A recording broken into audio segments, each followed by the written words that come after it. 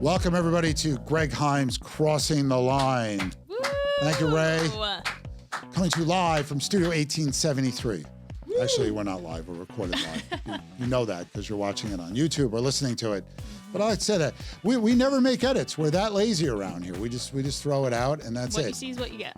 We got Auntie Mo here. Woo! Morgan Wilkins. Back again. Just me this week. Yes. Well, Lisa's on an exotic vacation. In Ohio. Yes.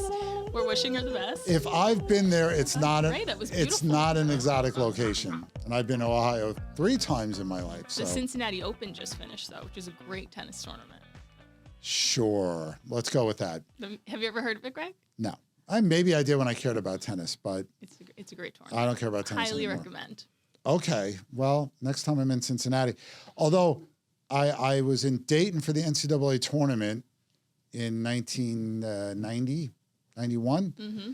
And we're flying out of the Cincinnati airport, which is in Kentucky. Yes. So figure all that out. I don't know. My dad just told me that, actually. It's like Kansas City's in Missouri. Yeah, Cincinnati Airport's in Kentucky. Like, who did that? Who arranged that? I guess you could say it's anywhere. You know, the New York Jets and New York Giants play in New Jersey, so I guess anything's possible. Did you see that preseason game? No. I think they won. They did. The Jets shut out the Steelers. Things are looking up, right? No, it's preseason. Aaron Rodgers didn't play. So, speaking of football, my family has a fantasy. Aaron Rodgers, he's not playing with He is playing for the Steelers this year. Yeah, the Steelers, yeah. Okay. My nephew decided he's going to force us all to do a family fantasy football league. So we had to draft. You should join my family football team. No, I don't want to go against Evelyn. The trash honestly, talk would be the brutal. more, the better. My sister's always trying to get more people in it so that the pot gets bigger and bigger. No, but we're not doing this for money. We're doing this because whoever loses, whoever's the worst record has to be humiliated. Oh. And that's not going to be me. UG is not going to get, I don't think I could handle that. Yeah, I think that I'll stick with the betting one. Well, this is funny. I stopped doing fantasy football like before this stuff was on the internet. We used to have like bulletin boards. We used to do this with, not like bulletin boards, you put buttons in, but you had to dial in. But this thing would mock people that started drafting kickers too soon. Like you'd hear it go, ha ha, like, because you shouldn't be taking a kicker that soon. All of that is like too complicated for me. Like what my sister sets up is like a pick 'em, and then you have to each team covers by a certain spread, and if they don't make their spread, then you lose it that week. So I'm like, that's simple enough. I can get by that.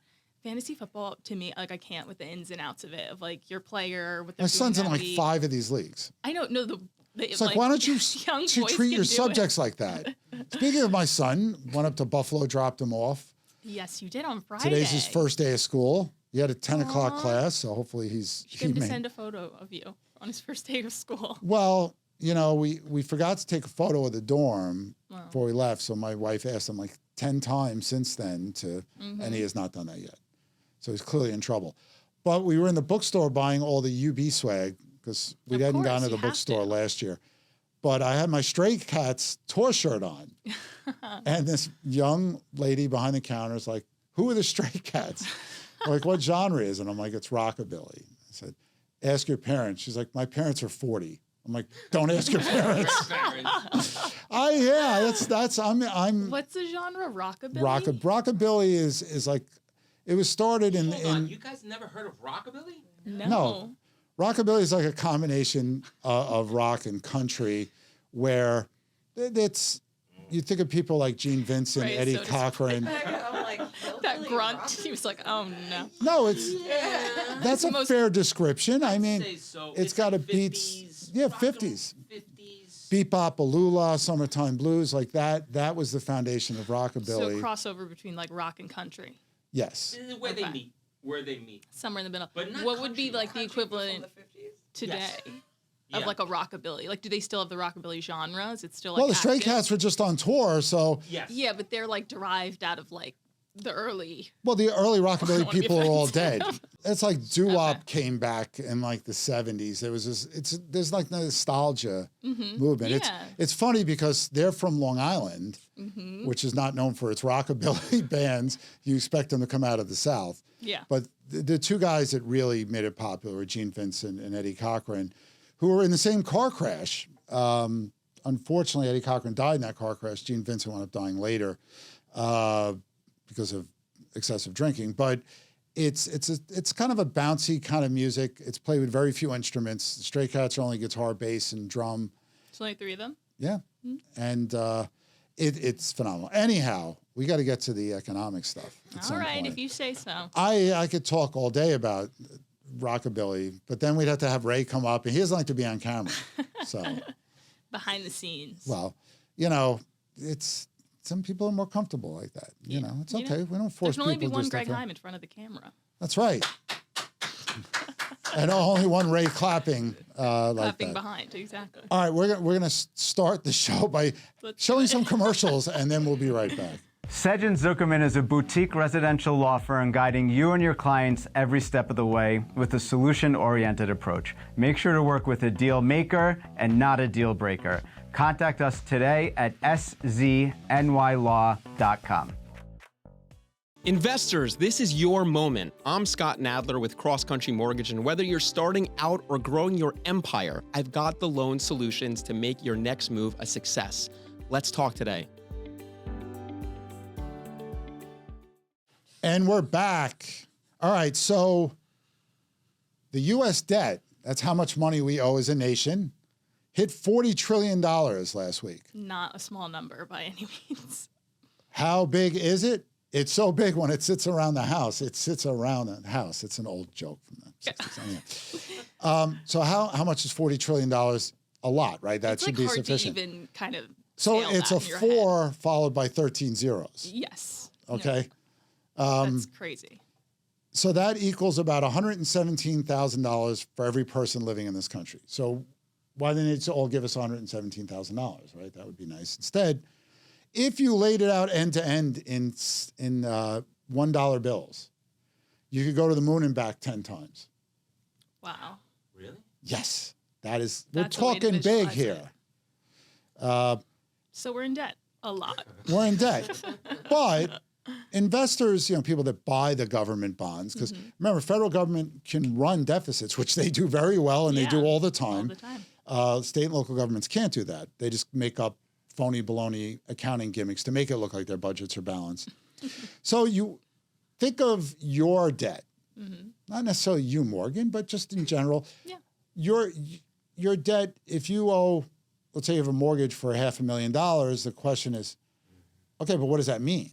Like if you make $5 million a year, that's nothing. You know, you can pay that. You're always looking at debt to income. So the version of that investors look for is debt to GDP. Because GDP is basically, you know, how big the economy is. And that gives a better view of how much we should be borrowing. So the current GDP is at about $32.5 trillion. So you divide 40 trillion by 32.5, it's about 125%. Okay. Is that high? Yes, we haven't run debt to GDP ratios like that since World War II. And there was a very good reason for it then. Yeah. There was a world war going on. Can't say that the reason is equivalent now. No, there is a war going on, but it's not. It's not World War II. Yeah. I know Lena's wondering what the highest debt to GDP ratio we ever had, and that was 133% during COVID. Well, you shut down the economy. Exactly. You've got to give people money. It costs a lot, Justified reason. and you're not taking in money. That's the problem. Why do you think it is so high now then? Well, we're going to go over that. Oh, I'm excited. Well, first of all, because politicians spend money to get elected. Yes. I'm not going to. Campaigns are very expensive. If I'm running, not only that, if I'm running for Congress, I'm not going to tell a crowd of my constituents, I'm going to cut spending in this area. I don't want money to go into, you know, building things here. You know, why? We want to save money. It's not going to get you elected. And they're not held accountable because eventually they'll leave office. Yeah. You know, George Washington believed very strongly that people should do their duty and go home and live in the areas where they've affected. You know, go back home and see if you like what you did. For the world that you created while you don't were want to in do that charge of because it. people may be like, "Hey, Greg, get out of here. We don't like you. You didn't do this." It's true. They may do it anyway, but you know, that's not my problem. This is the scary part. So we're not done, you know, looking at it. When you think about the ratio, they expect if we don't change any of the laws we have now, any of the tax reform things that were done or anything like that, you think about no taxes on tips, like all that stuff that's been put into place. In 30 years, we're looking at maybe 175% or more. Wow. So how does that rate to the average Joe and Jane out there? Well, the average American has a debt-to-income ratio of 81%. So we're better than the federal government. Why aren't we the ones running it? It's like, well, aren't there regular people running it? No, there are career politicians that run it. Yeah, it's also like comparing bad to worse. You know what I mean? It's like neither are great, but we are doing better than the federal government. So as the youngest person in this room, Thank you for pointing that out. does this make you mad? Or are you just like, yeah, hasn't it always been high, like 30 trillion, 40 trillion? It's like, it sounds like a made up number. Who cares? Yeah, I think that definitely like the debt numbers that we're working in, like when you're working in trillions, it's just kind of like, what are we talking about? You know, like the numbers are almost too big to even like imagine and picture that. It's just kind of like the numbers all mesh together at that point. They all like kind of combine and become one. So I don't think it's anything that everyone's like really stressed about, but I think that the idea that we're in this space now and it's only going to get worse in actuality, you know what I mean? Like how there's no, I mean, I don't see a world in which it gets better over time, but I'm sure we're going to hope for that and we're going to aim for that, right? We're keeping our fingers Always, crossed. exactly. Don't worry, Jalen Brunson's going to deliver balanced budgets for us, because if Glass he can half give the full. Knicks a championship, he can If do the it. Knicks can win a championship, like we can do anything, right? That's right. Right? Exactly. So maybe there's hope. Who knows? He's very clap happy today. Love a good clap. Well, to put this also in perspective is we're spending more money on interest right now than national defense. Just to put that in a framework. So there, Interesting considering we're at war. well, the war isn't costing what your typical, you know, we're not sending ground troops anywhere. Yeah. And obviously we're borrowing more money to fund the war, and interest payments have gone up because our interest rates have gone up. Obviously with inflation, and the more you borrow, the higher your debt to income ratio, the higher rate you're going to pay for a car loan or any kind of loan you get. So there's two ways they look at this: the total debt and then what's called publicly held debt. Yeah. Total debt includes the government owns debt. Like it owns debt for Social Security. Like it takes money from Social Security to pay for other things. So this, if we look at publicly held debt, which is about 100% right now, if you go back to just 100% of GDP, if you go back to just 2001, when you were born, right? No, I made it in the 90s. I am 98, and you cannot take that away from me. Okay, well, My fine. sisters always have to tell my sisters. Again, the year I got married. But anyhow, It's a great year. the debt, the publicly held debt to GDP ratio was 31.5% then. Now it's 100%. So it's tripled in 25 years. Wow. And there were 4 years in there where we actually ran surpluses, budget surpluses. But that gets spent like that. How did we really blow it? How did we, like we know how we spend money. It's like I took that vacation, I bought that guitar I didn't need. Yeah. Maybe I shouldn't have got the Beamer. You look at plenty of things and say like, Knicks were in the finals. Maybe I bought tickets. right. Bobbleheads, mugs, whatever we're spending money on. But think about what's gone on since then. You have a dot-com bubble that burst. We had all these things that had .com on it. People were buying stocks, and we found out, wait, these companies aren't making money. Boom, recession. Then you have 9/11. We've had a couple of wars in the Middle East. We've had tax cuts, and then the Great Recession. The financial crisis, which hurt tax revenues, and you had to prop up all these banks and automakers, and then COVID. Yeah. So the government could say, look, a lot of crap's been going on here. We've been busy. They can justify their debt. But the problem is some of these things, the fix was not the money they spent. Like ending the financial crisis had nothing to do with all the stimulus money, the billions and billions of dollars we threw at it. It was more about a simple change to an accounting rule called mark-to-market accounting. But that's a story for a whole other show. The problem also is we have an aging population. People are living longer, which Yes, means we they're do. collecting more Longest they Medicare, ever have. Medicaid, and Social Security. For longer. When I was younger, a long time ago, a time called the Long 70s time and the ago. 80s. Once upon a time. Right. Ray remembers it well. He knows it better than me. The baby boomers had, you had after World War II, all these babies being born. they were able to pay for the Social Security of their parents' generation and have a lot of money left over because we were having a lot of kids. Now we have these baby boomers that are still around. They have all the money. They're not giving us any of it. But now people are having fewer kids. Yeah. So that's going to mean fewer workers. Like, families used to have 4 or 5 kids like it was nothing in the 60s and 70s. Now, what is it, 2.5 or 2 kids? Yeah, I think it's gone down to like 2 is the average. Something like that. So that's the problem. You need the young people to pay for the old people, and you don't have that. So, again, higher interest payments because of inflation, and you're borrowing more money. You're going to pay more for it. We've had a little problem with people buying our bonds. It used to be foreign investors. You always heard that foreign countries like China were buying up all our debt. That's not true like it used to be. Now we're relying more on hedge funds to buy it. The other thing that people forget is you could say, well, let's stop spending so much money. Like, what are we spending all this money on? Easy. It's not, though. The problem is that the majority of the government, most of the other government spending goes to entitlements. Social Security, Medicare, Medicaid, stuff like that. You're going to cut back those benefits, you're going to make people really mad. I was going to say, people are going to be very upset. You don't get elected that way, Morgan. No, you certainly don't. You don't get reelected that way either. But don't worry, there's hope now.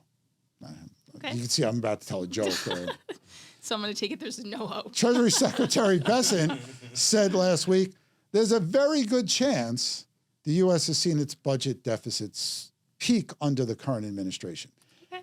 So we can only go down from here. Does he mean it? Maybe. Only go up, I guess, technically, but down when it comes to numbers. Well, again, I don't recall somebody running for president in my lifetime basically on the basis of saying, we're going to increase the deficit. Like, we're going to run that national debt up. I don't think that would win. It would win, although people have run under a platform of higher taxes, and they've lost. That makes sense, because who would? Or they have promised not to raise taxes and then raised them and not gotten reelected. Yeah. Politicians don't always do what they say they're going to do, but I feel like that's a part of it. They don't do the vast majority of what they say they're going to do, because it's like, I'm going to balance the budget. I'm going to cut taxes. we're going to fix the roads. We're going to do this. We're going to, and then you'd be like, the desire's there, the implementation and the execution. Or is it the desire to get elected? I think that's definitely the biggest desire, right? Right. 100%. And then, put your money where your mouth is kind of how the saying goes. But. Well, it's our money. That's the thing, that we like to remind them. Like, don't you want to grab a politician, lean in, like, what are you doing with my money? Yeah, every day. Every day, multiple times a day.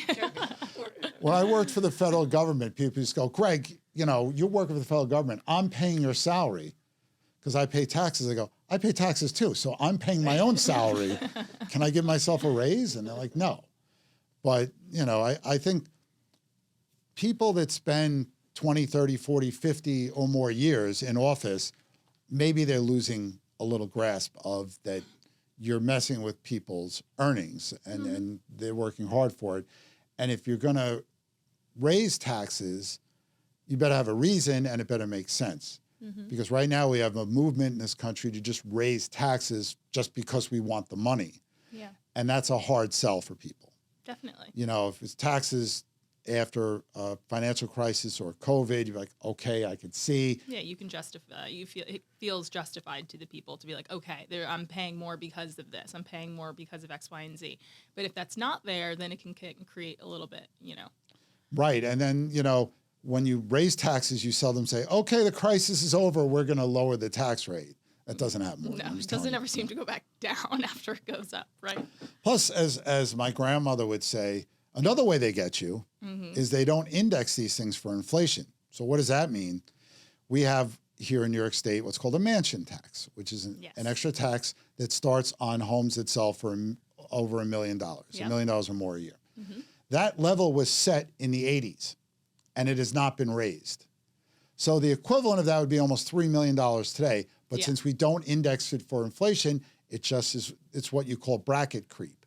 You just, because of natural inflation, prices of everything is going to go up over time, especially over almost 40 years. I'm not saying it should be adjusted, but that is really interesting when you say it like that, because if that's the equivalent of a home today worth $3 million, why do you think they haven't adjusted that mansion tax to a Because they want the over? money and they get away with I guess it, it's a and it bigger raises money. threshold of people also now. There's a lot of, during the Clinton administration, there was a capital gains exclusion for homes. Mm-hmm. $250,000 if you're single, $500,000 if you're married and own a home. That, and you could deduct, obviously, any work you put into the house, new roof, siding, whatever. So those thresholds are still in place over 30 years later.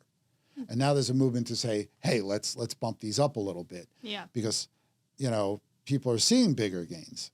Well, in certain areas, certainly on Long Island, $1 million is like a starter home in a lot of areas. For some people, yes. Yeah, well, of course, for some people, but I'm just saying affordability and the price of homes and to buy in, you know, is extremely expensive. That $1 million is not getting you what it was when the mansion tax was It never gets you. implemented. There's that, what was that line in Saturday Night Fever when he tells his father he got a raise? And it's like, how much was it? He's like, $3. And the father goes, you know what $3 buys? It doesn't buy $2. So that's the grumpy old man in me that, you know, is always, you know, looking at stuff like Me and that. Greg were having a debate about how he's not old this morning. But he is grumpy. We could all agree on that. Yes. Well, at times. when they hand you your economics degree, you just change and you become this pessimist. It's not over time. It's not the world who's hardened you. No. There's always... Okay. I don't think, you know, this is why I really don't think people change much in their lifetime. I don't think I've changed that much at all. I'm still the same person I was in high school. I don't think things have changed that much. Would Joanne say that? Yeah, she'd be like, I didn't like him any more then than I do now. I mean, you know, I've always been, you know, I'm not a pessimist to the point where people like, get away, Debbie Downer, like, you're bringing me down. That's a funny SNL skit. Yes, the Debbie that's Downer is hilarious. Yeah. That's a great one. But no, look, this isn't it. We could do a whole show on this, the whole nature versus nurture thing. Yeah.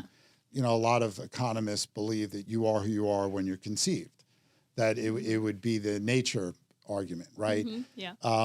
That you inherit traits from your parents, and that's pretty much who you're going to be. Mm-hmm. There's learned behavior too. Usually it involves bad things, drinking, smoking, stuff like that. Mm-hmm. But they've done studies. They've looked at adopted kids, and does it matter if they go to college-educated parents? Are they more likely to go to college or less likely? And stuff. And they don't find any correlation in a lot of these. Interesting. I feel like nurture also like is a lot of the times just identified like within the home or who your parents raised you to be, what they tell you to do, what rules they implement. But I actually feel like nurture is like can include so many other things. I think it's the schools you go to, the friends you have, the teachers who bring you up. Like I feel like nurture is also like as much about your environment as it is like who your parents are. Could be. You know, my wife will spend half the time saying I sound just like my mother, and the other half the time saying I sound just like my father. So you are 50% like, of both what do you of them, expect? so that makes sense. Exactly. And if you met my mother, you don't talk about pessimist. I love you, Mom, but you know. I was in Greg's office the other day, and his mom called him. I was like, "Oh my God, Mrs. Heym." Yeah, and it's never for a good thing. It's usually she calls me, goes, "I can't reach your brother," and I have to always ask, "Which one?" I have 3 of them. Which one are you trying to reach? Mm-hmm. All right, we are going to take another break, and we're going to talk about another kind of debt that involves. It's the day of debt. You, me, everybody else. What is it? Just hang on for a couple minutes, and you'll find out. I'm Mark Lawrence, a founding partner of Worldwide Land Transfer. As a former real estate agent and attorney, I understand this business from every angle. We specialize in the complex transactions that define the luxury market: trust, LLCs, estates, and inherited properties. For more information, contact me directly at 917-204-5363. For over 80 years, Scanio Moving and Storage has built our reputation one move at a time. As a family-owned company since 1941, the owners still meet clients face-to-face, delivering the personal service that's defined us for generations. Connect with us at ScanioMoving.com for a complimentary quote today. This beautiful set here at Studio 1873 is brought to you by the Everset. The Everset provides full-service staging and furniture rental solutions in the New York area. For more information, please visit us at staging.theeverset.com or email us at staging@theeverset.com to request a free proposal. And we're back. And I'm still pessimistic. Anyhow, Trying to change that every day. when having a kid does change your philosophy. You want to teach them to always look on the bright side. Glass half full. Or see the opportunity. I always tell them that if you make a mistake and learn from it, that's not failure. It's when you don't learn from it that it's failure. Yeah. And we were talking earlier about your dad's fixing stuff and how that becomes a necessity for some people. Yeah. And the first time you fix a toilet or rewire something, or you're gonna screw it up half the time. And it's frustrating, and you break things and you get mad. But as Billy Joel said in the song The Entertainer, things I did not know at first, I learned by doing twice, sometimes 3 times, sometimes.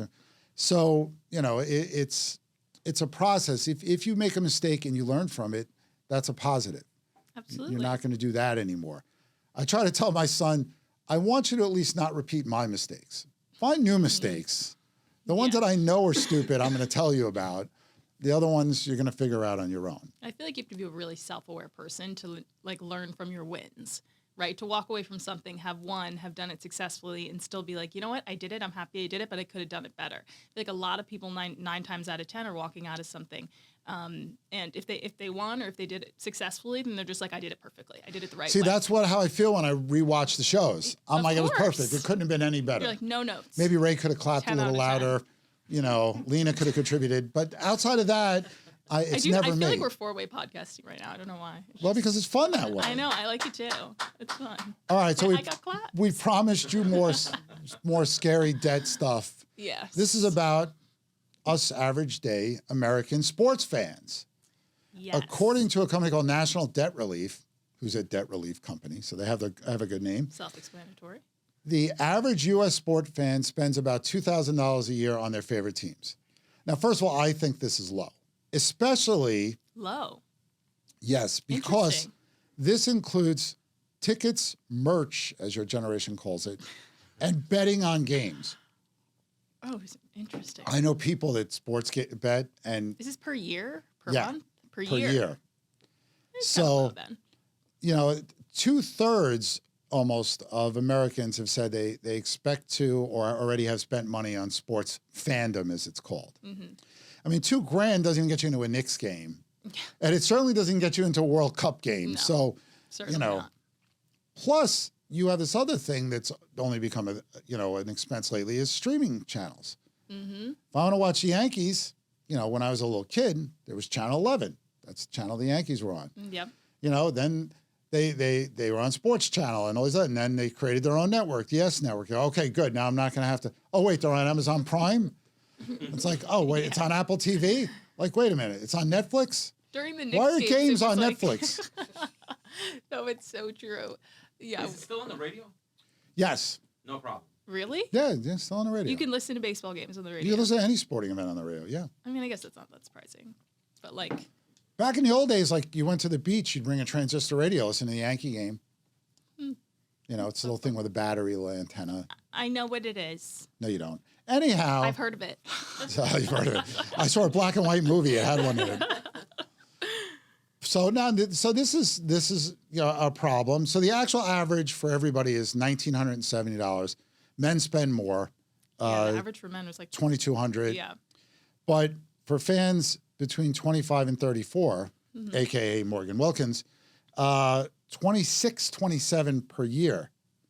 So how do they afford it? They can't. They go into debt. 47% go into debt. Now it could just be putting it on your card and paying it off monthly. Yeah. But for me, I'm a huge sports fan. But now that my son is in college, that meant fewer Ranger games, fewer Knicks games, and fewer Yankee games. You lost your buddy. I lost my ride or die when it came to events because Joanne will go to hockey because hockey's fast paced. But to get her to go to anything outside is tough. Baseball games are like, you just got to be there for the energy. Like, you have to really love the energy because it can feel pretty slow. Well, they have sped up games by about a half an hour with some rules that are kind of we have pitch clocks now, and relievers have to stay in games to face more batters. You used to be able to change it. They've limited mound visits. You know, it used to be ridiculous. Because you could have like a 5-hour baseball game? That would be hard. It would have to go very long into extra innings for that to happen. But yeah, it is.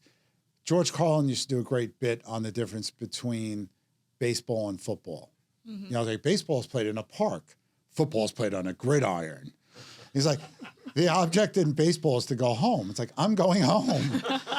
You know, and then it's like, if we're tied, we're going to go into extra innings. In football, it's sudden death. Actually, it's not sudden death anymore. There's rules to football where... There's overtime in football now. Yeah, but if you kick a field goal, the other team gets a chance to possess the ball. Yes. So it's not like it used to be. But it is true that it's different. But anyway, getting back to... I actually probably spend more on concert tickets in a year than sporting events. I feel like they're close for you. No, but I mean, like I can get my wife to go to shows, and I go with buddies. You know, you go to friends. I took Gregory to Rush a couple weeks ago. That was very expensive. But since I bought the tickets almost a year before the show, you kind of forget about it. Oh, you do buy them like very far in advance for people you know you. Well, yeah, with pre-sales, you got to do because you know the difference now, and I think it's true at sporting events as well. Events used to sell from the bottom up. Like everybody wanted to be on the floor for a concert or be field level. But those have become so expensive. Now it's the reverse. People buy the top seats first because they're a lot more affordable. Because if you look a lot of times, you'll see floor seats, particularly like to the back half, available for stuff. No, the pits are in the front. Like my son just spent more of my money buying pit tickets for Iron Maiden, Megadeth, and Anthrax. What do those things have in common? They're all about death. You know, Iron Maiden is how they used to kill people in medieval times. Anthrax will kill you. And Megadeth is about Megadeth. Do you like to be in the pit? I've never been in a pit. Really? I don't like to... I'm shocked. You're not doing headbanging in the middle of the pit? What headbanging... He does headbanging on his desk. 80s. Yes. Yeah, that's when I peep over and then I walk away. I'm like, I'll come back later. Yes, it's... No, I don't, you know, Ray can remember this. In the old days, they used to have festival seating, basically, where for the floor, they would just open the doors and you'd run to your spot. There were no seats. And then there was a tragic incident in Cincinnati, I think it was with The Who, where a bunch of people died because they got trampled. Astro World, that happened also. At my age, I do not like to stand for 3-4 hours. Yeah, it's a lot. Now, when you're in your 20s, I used to stand for 4 or 5 hours at a bar, drink, and it didn't hurt. Yeah. Now the knees hurt. I don't want people bumping me. There's always a guy who pretends he's walking by you and then stands right in front of you and doesn't move.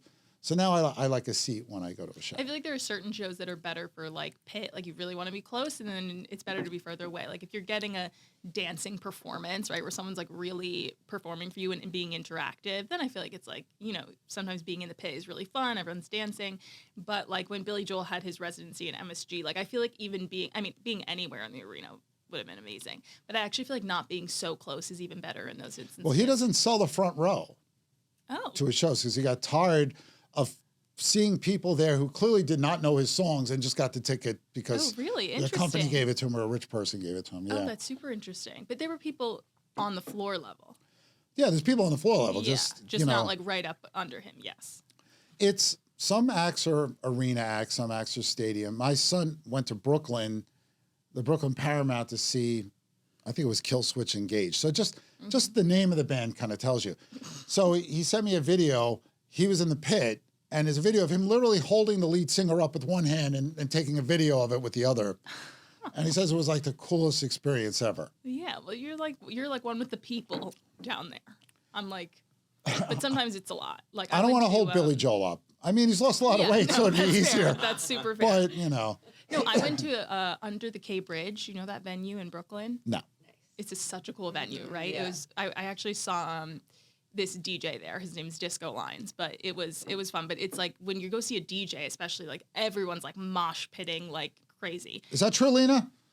Yeah, Lena knows all about that stuff.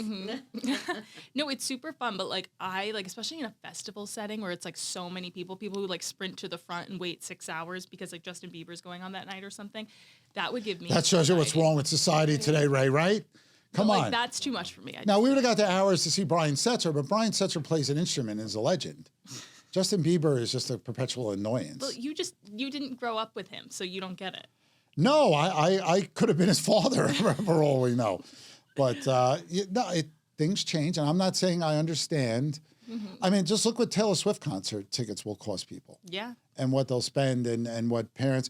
This is the thing, like whether it's sporting events or concerts, older people always say, how's a working class family supposed to go to these events?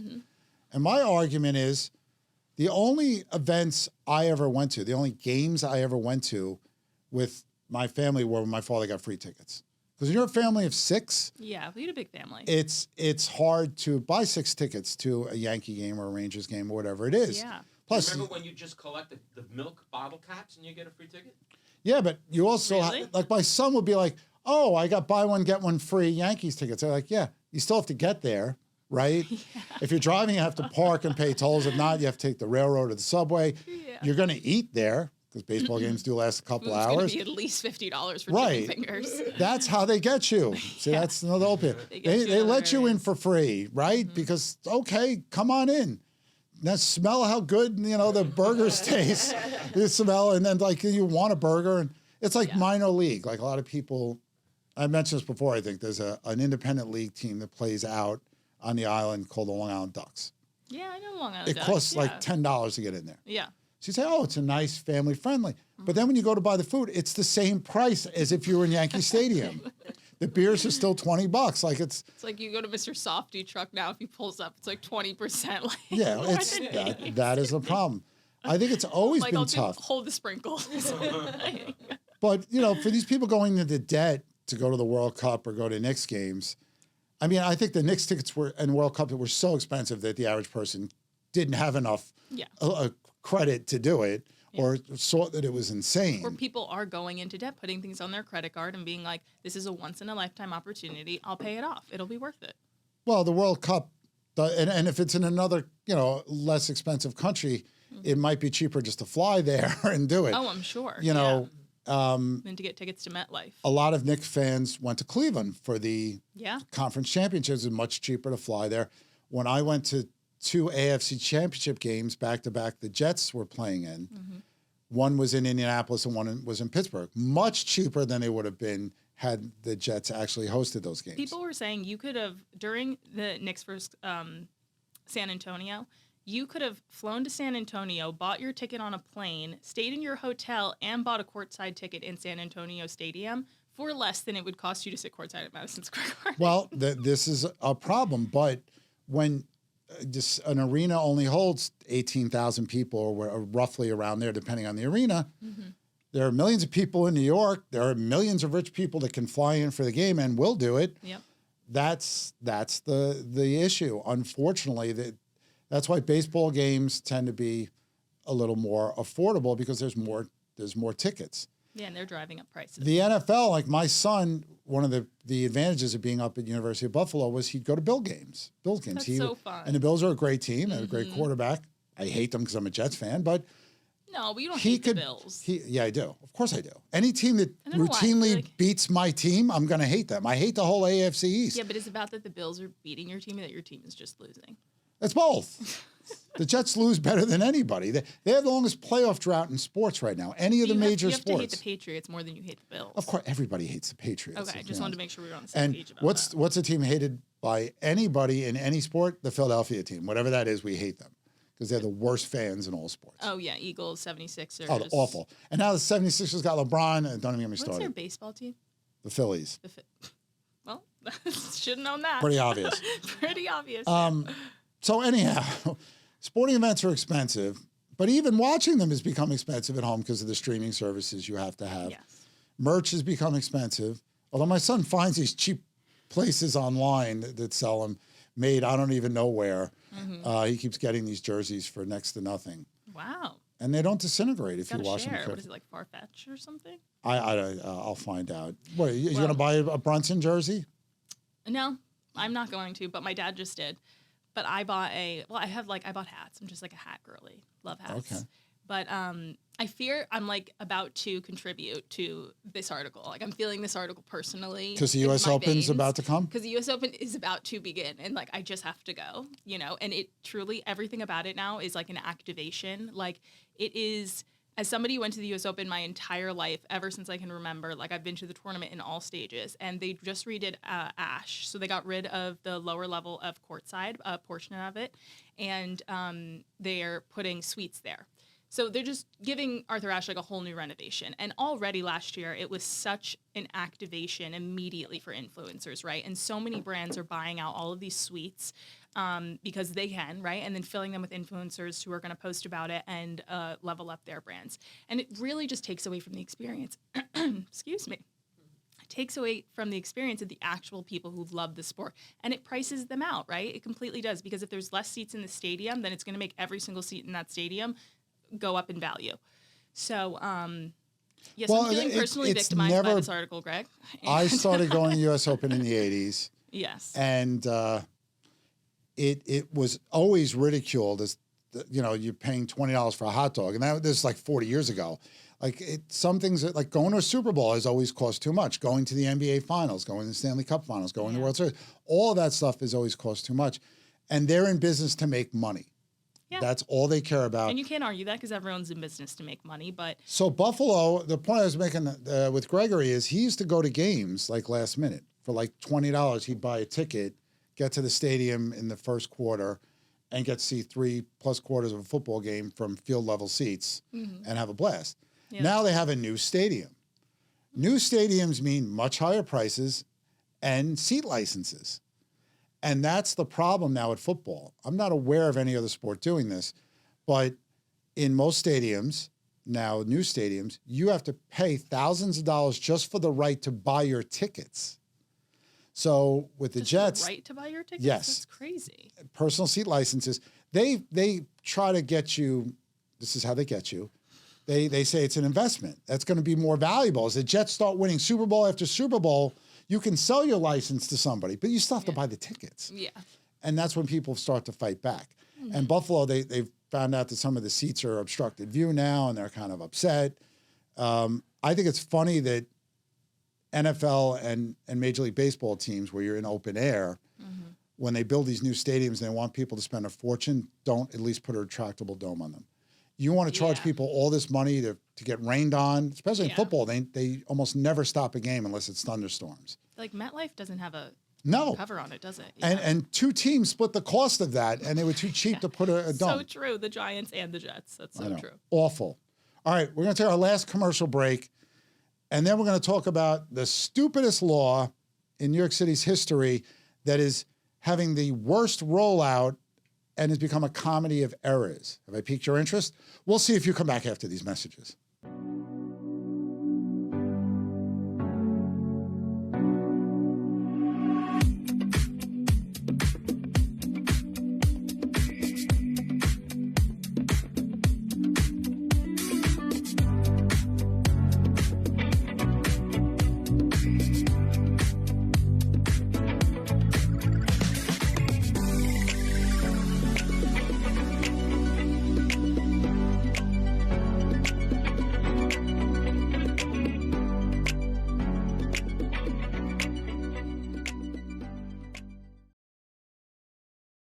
All right, now for pied-à-terre tax nonsense, as we're calling fighting words these Where's the days. clap, Ray? Come on, I got a theme.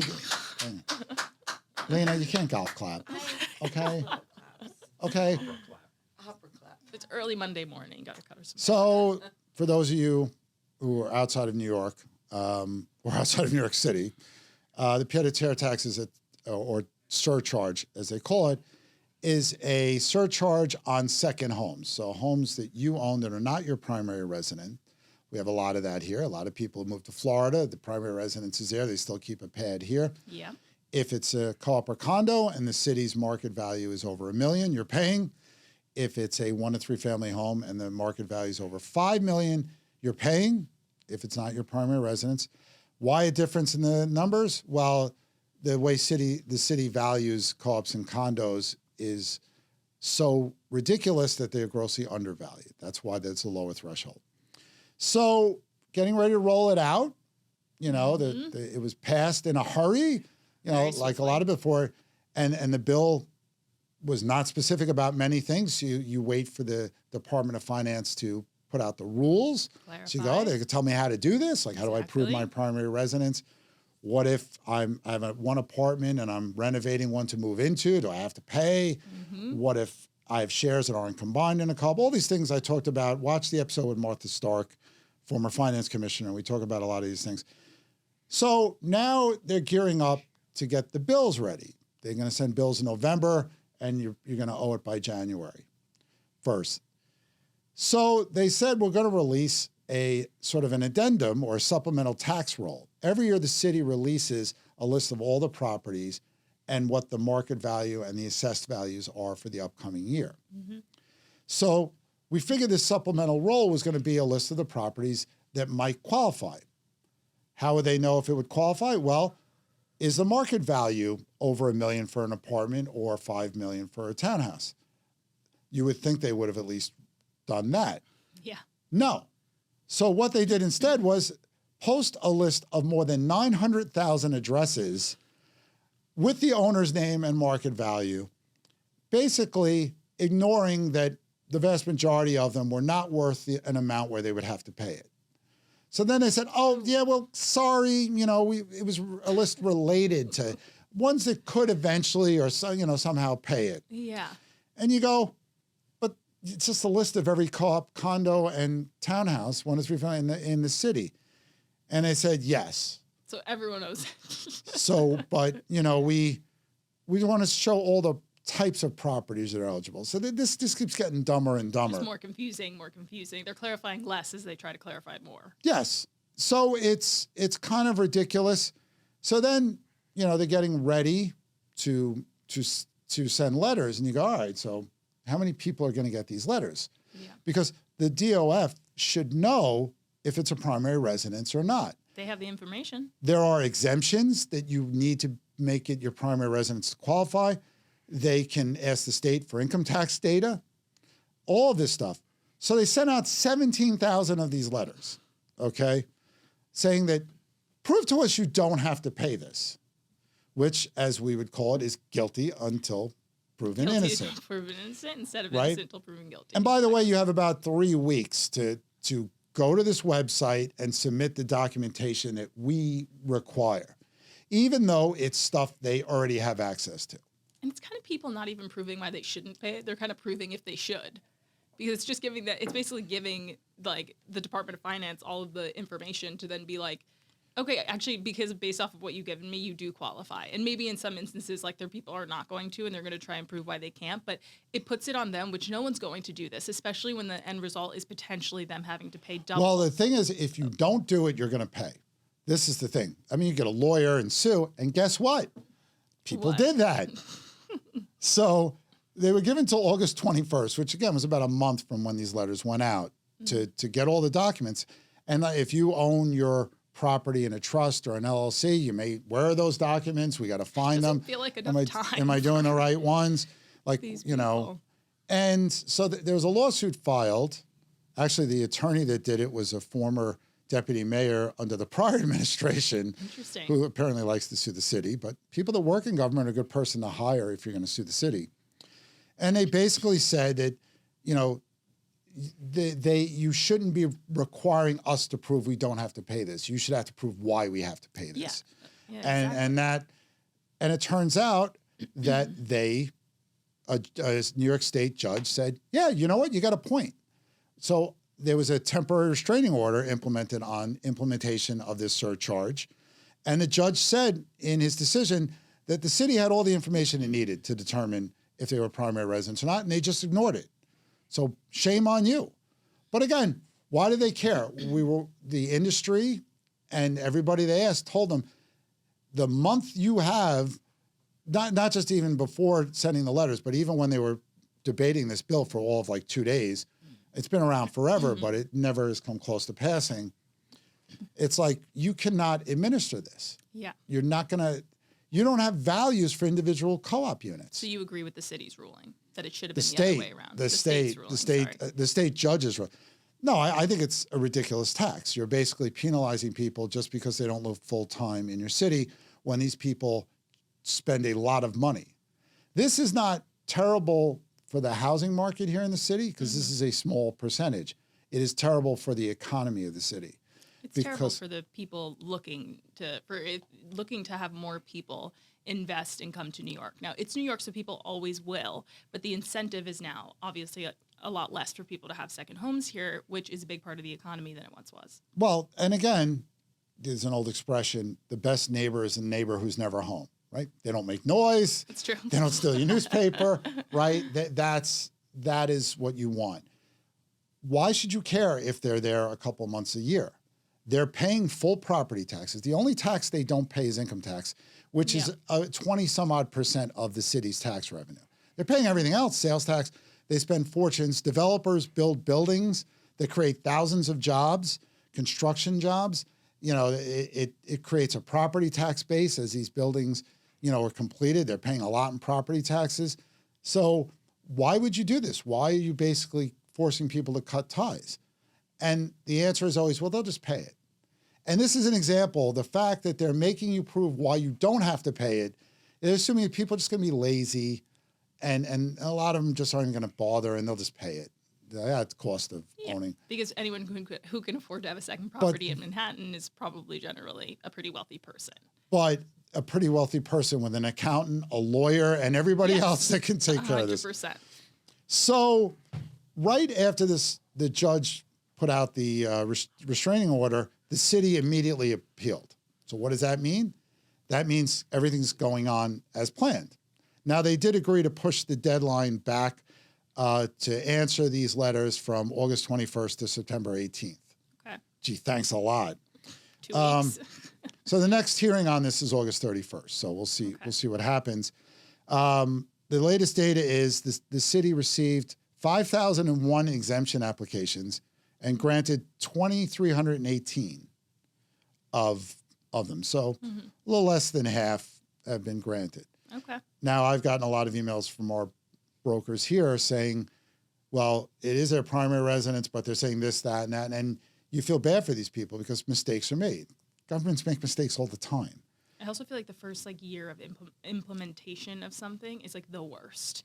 Like all of the kinks, all of the questions, all the things they didn't think of that people are now bringing to the surface. Like I feel like it's all coming out now. So, but anybody could have seen this coming, you know. Certainly, Greg, you saw this coming. Yes, I did. Just like I saw inflation coming. Yeah. You don't believe me? Read my blogs from 2020 and 2021. I talk all the time about it. The Fed dropped the ball on inflation. This. But Jim Whalen, Rebney president, my old employer before I came here 23 years ago, kind of put it perfect. He said, the rollout has been plagued by confusion, errors, and unanswered questions. The city cannot enforce first and explain later. That'd be like me punishing my son for stuff he hasn't done yet. Yeah, exactly. Exactly like I said, guilty. Although he's probably going to do it, and there's probably stuff I didn't catch, so I should probably punish him. Probably, but what you don't know won't hurt you, so...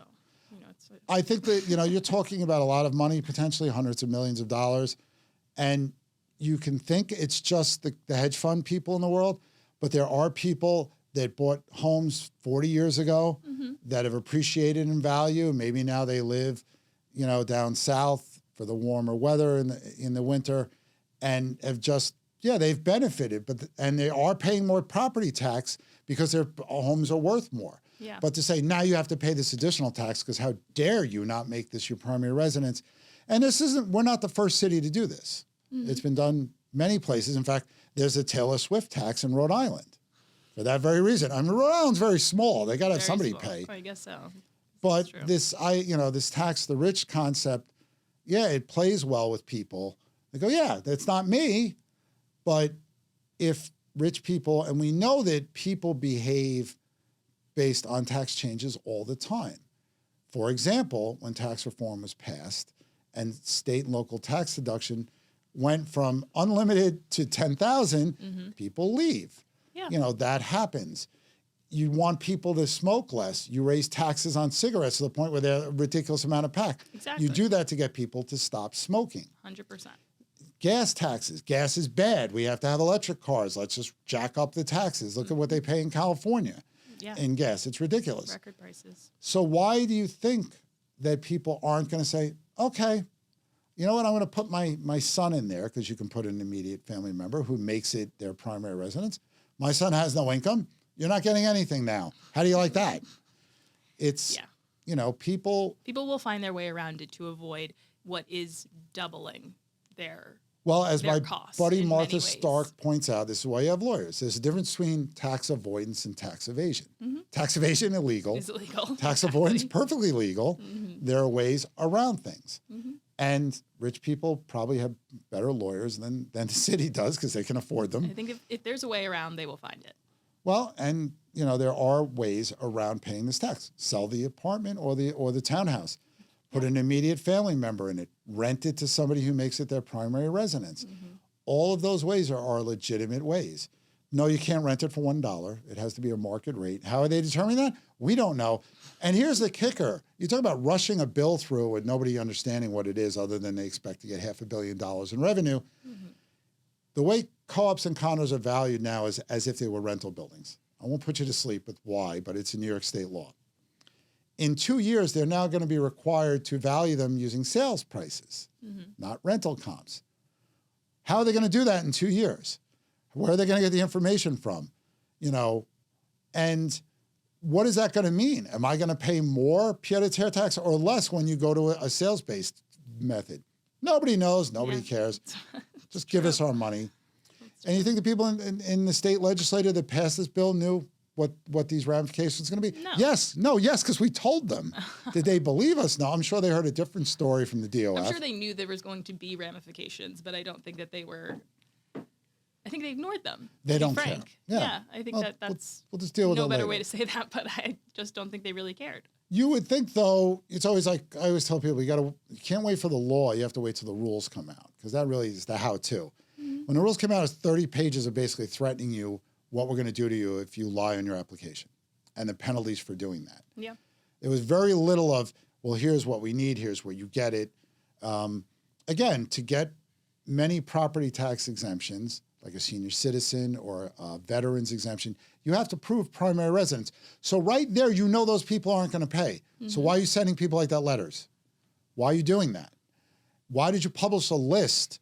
This is something I have to clarify. Like, a lot of the rich people were mad that this supplemental list came out because they thought it was a way to shame them. Yeah. But to be fair to the administration, is that's already on the tax roll. Every year, the tax roll is made public on the DOF website, and anybody can download it. Now, rich people and people buying luxury apartments tend to buy in corporate names. Anonymity. That reminded me of Finding Nemo. See, I had to drive like 7 hours back to New York yesterday, back to Long It's okay, Island. that's so a what I'm telling you. hard word, even if you didn't go on a road trip. They do it for liability reasons, whatever. So if a unit's owned by Apartment 10B LLC, you don't necessarily know who it is. Yeah. But that information's always been available. What they released on this supplemental roll, it wasn't anything that wasn't already out there. So I'm not trying to defend the city. I'm trying to be fair and honest here. Yes, I think you're being fair and honest. I feel the passion ruminating. Sure. I think this is very, I feel that you've gone through the pied-à-terre tax of it all. Yes, really well, have. part of me is happy that it's passed. Not that it passed. That 10 years of my life, it's been dealing with this hovering over. So there's some sense of relief, but not completely, because we're getting all these questions flooding in, and you get incidents like this, and it's like, oh my God, what the hell's going on? But the city don't care. We're going to make you pay, and if you don't pay, you're in trouble. And it's really causing a lot of hesitation. When there's uncertainty, people pause, and we've already seen a drop off in lugs contracts for apartments that would possibly have to pay this. You see it when there are elections coming. Yep. When there are political contests coming. People hold on to their money when there's uncertainty. They want to wait. We have a gubernatorial contest coming that could really have serious ramifications on the laws of this state and the city. So remember, a lot of the stuff the city needs, especially when it comes to taxes, they have to get the state to do. They can't just change things because they want to. Obviously, if both legislatures are of like-mindedness, Like in this case, it can happen. Sometimes it can't. So, all right, it's kind of been a depressing episode. We're talking about debt. We're talking about terrible taxes that they can't roll out. The news is what the news is. You can't. Do we have any happy notes to leave? We talked a lot about music and sports. That's not enough. I haven't mentioned a Nikki and Greg experience gig yet. Oh, what's an episode without you mentioning a Nikki and Greg experience? Yes, at the Snug this Friday from 6 to 9. No, that's why I need stuff like that. We all need an escape, or we're all going to blow up. I mean, and what goes up must come down, but what goes down always comes back up too. So even though it might look grim this week, maybe next week there'll be like really positive, great news, Greg. That is Morgan's motivational moment. See, someone has to smile here. Just give her the podcast so she'll leave people happy. Okay, you deliver the news and I smile us through it, even when it sounds really bad. I smiled once, I think you did. I felt it. No, yeah. Usually it's when we're laughing at Sean. By the way, we got to get the Three Stooges back together. Unfortunately, it won't be till September. So. It's all right. It'll be a reunion. You guys will have much to discuss. Yeah, we all three of us have not been together since before the Knicks won the championship. Months, we're gonna lose our mind. Yeah, it's. You haven't been together since the Knicks won? Oh, maybe maybe there was one or two times. I was gonna say I feel like the three of you must have had to break that down. But there's a lot going on during the summer. People go away and stuff like that. And we have holidays coming up in September, so you'll be seeing more of Morgan. I'm sure you're all very happy about that. It's like, when do I see less of Greg? You don't. Oh my gosh, I'm getting sick of myself. I'm like, oh my gosh. You know who's not getting sick of you? Your parents. What was that? Thank you, Ray. America. Oh my gosh. Tugging on my now the ego is heartstrings. going to be just as big as mine. We can't have that. So sweet. Love you, Ray. Oh my, jeez. Right before lunch, I got to hear this. Everybody loves Raymond. Wasn't that a show? Yeah. Anyhow, I know it's a joke. You don't know that show, Greg? Of course I know that show. Think about it. Probably the last great family sitcom we'll ever see. You think? Potentially. We don't seem to be making them anymore. You know what I've been really into, actually? Abbott Elementary. No idea what that is. Oh, it's so funny, guys. What platform is that on? It's on HBO. It's 20 minutes. It's just like a comedy, but it's basically I'll give you a quick synopsis. It's these teachers who teach in this public school in Philly. It's the worst public school. Figures Philly's involved. In the Philly district, and it's an elementary school, and they have leaks in the ceilings, and they don't have chairs, and the desks are duct taped, and it's just it's really, really funny. Highly recommend if you want a good laugh. End of the night, only 20 minutes. I do. I think I would like a good laugh. Don't we all? Yes. The problem is then I get home, I get tired, I put on the Yankee game, and I start No, I usually make it to bed. Or I fall asleep at 8 o'clock and then wake up at 9:30 and then go up to bed. That's the worst, when you wake up on the couch and you're As long as it hasn't been too long. But anyhow, because then I know I can pull back to sleep. On that note. Well, that's it. Thank you to Auntie Mo for filling in for those slackers, Scott and Shar. Thanks, Ray and Lena. And thanks to everybody out there. CTL@bhsusa.com. If you have any comments, suggestions, mostly praise, that's what we're looking for. And I don't know if we're going to have a show next week, and then it's Labor Day week after that. So it may be a few weeks, maybe not. We'll see. But have a great week, whatever you're doing. What do you really need to know about buying or selling a home? First, it's serious business. And it's complicated. There's a lot of money on the table, and emotion too. You need an agent who knows the ropes. So, whether you're buying or selling your home, work with professionals who have a mastery of the craft.